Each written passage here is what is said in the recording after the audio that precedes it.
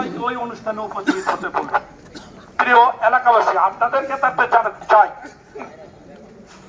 সারা বিশ্বের রাজনৈতিক ইতিহাস ঘাটলে দেখা যায় কোন স্বৈরাচার যিনি দেশ ছেড়ে পালায়, যিনি তার জনগণকে রেখে পালায়, যিনি তার নেতা কর্মীকে রেখে সপরিবারে পালায়, এই ইতিহাস কোনোদিন আর ফিরে আসে না। সারা পৃথিবীর ইতিহাসে এই প্রমাণ নাই যিনি পালিয়েছেন তিনি আর কোনোদিন ফিরত আসতে পারছে, এই প্রমাণ নাই। তো আমরা ইতিহাসকে সাক্ষী রেখেই প্রমাণ করতে চাই শেখ হাসিনার এই দেশে ফেরত আসবে না। তো শেখ হাসিনা যদি এই দেশে ফেরত আসে, দেশ কি অচল হয়ে থাকবে? না। দেশ কি থেমে থাকবে? না। আমি আপনি মরে গেলে কি দেশ চলবে না? সূর্য উঠবে না? চাঁদ উঠবে না?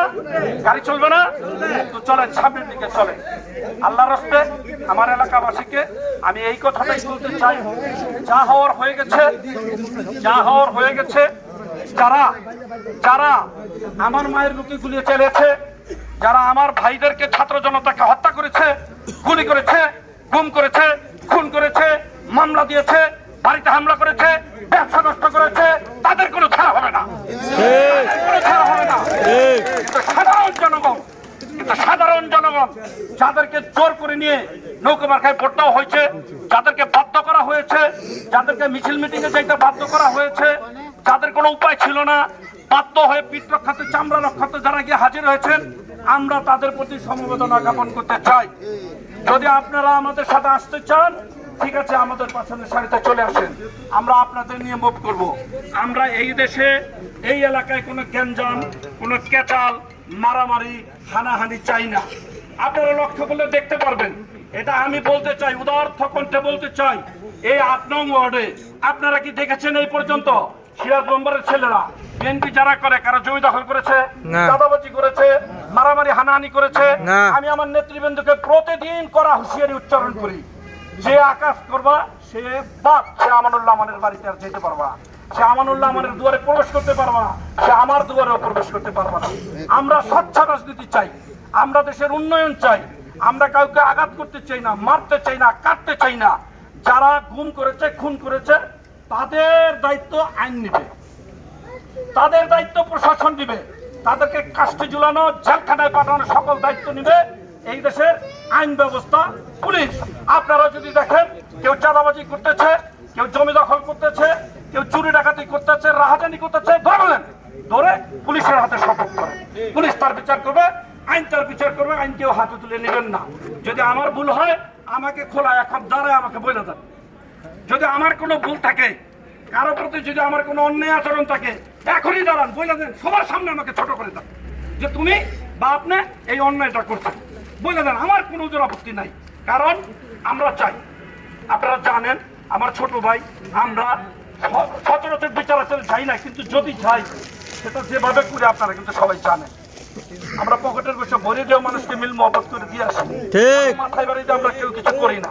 কাজে ভুল আমাদের থাকতে পারে, মানুষের ভুল হয়, হইতে পারে, যদি ভুল থাকে ক্ষমা করে দিবেন, ধরিয়ে দিবেন, ধরাই দিবেন, কোনো অসুবিধা নেই। যাই হোক, দিন শেষে সারা রাত্র কথা বলতে পারবো, অনেক কথা জমা, কিন্তু আমার নিজের এই সময়ের অভাব, আর আপনাদেরও বেশি কষ্ট দিতে চাই না। এখানে আরো 2-4 জন 2-4 কথা বলবে, এই উদ্দেশ্যে আপনাদের প্রতি উদারত আহ্বান, বিনীত আহ্বান, বিনীত আহ্বান, আপনারা আর কোনো মতবিরোধের সৃষ্টি আল্লাহর রাস্তায় করেন না।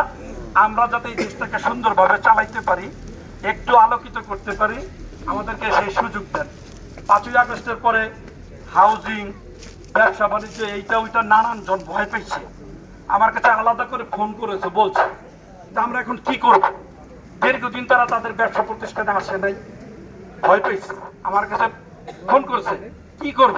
বলছি ব্যবসা বাণিজ্যে চলে আসেন, নির্দ্বিধায় ব্যবসা করেন, 8 নং ওয়ার্ড বিপি, কারো মাথায় হাত দিবে না, কারো বুকে হাত দিবে না, কারো কলিজায় হাত দিবে না।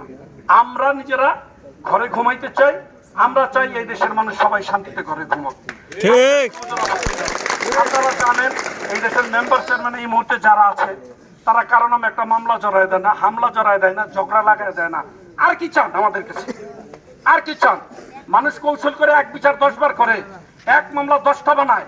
আমরা তো এগুলোর মধ্যে চাই না, আমরা বিরক্ত বোধ করি, আমরা এগুলোকে বিরক্ত বোধ করি। কাজে বিনীত আহ্বান, আমরা আমানুল্লাহ আমানের নেতৃত্বে চলি, আমানুল্লাহ আমানের নির্দেশনায় চলি। আমাদেরকে দেশ গড়ার কাজে আপনারা সহযোগিতা করেন, ভোটের মাধ্যমে, মিটিং মিছিলের মাধ্যমে আমাদেরকে সহযোগিতা করেন। আমরা কথা দিচ্ছি ইনশাল্লাহ যতদিন বেঁচে থাকি যেমন ভাবে আপনাদের পাশে আছি তেমন ভাবেই আপনাদের পাশে থাকবো। 5 তারিখের পরে আমি নাম উল্লেখ করে বলি, আমার শনিরাম চাচা আমাকে ফোন দিল রাত্র তখন 10:30। নারায়ণ ফোন দিল, গণেশ ফোন দিল, উজ্জ্বল ফোন দিল, আরো 2-4 জন ফোন দিল। ভাই আমরা কি করব?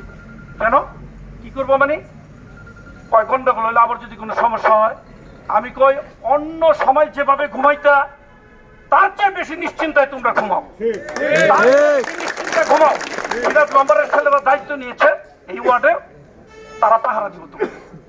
তোমরা আগে আওয়ামী লীগের আমলে যতটা চিন্তাহীন ভাবে ঘুমাইতা তার চেয়ে বেশি ঠান্ডা মাথায় ঘুমাও। প্রমাণ পাইছেন? হিন্দু প্রজন্মের যারা আছেন এখানে প্রমাণ পাইছেন? কোনো অসুবিধা হয়েছে এই পর্যন্ত?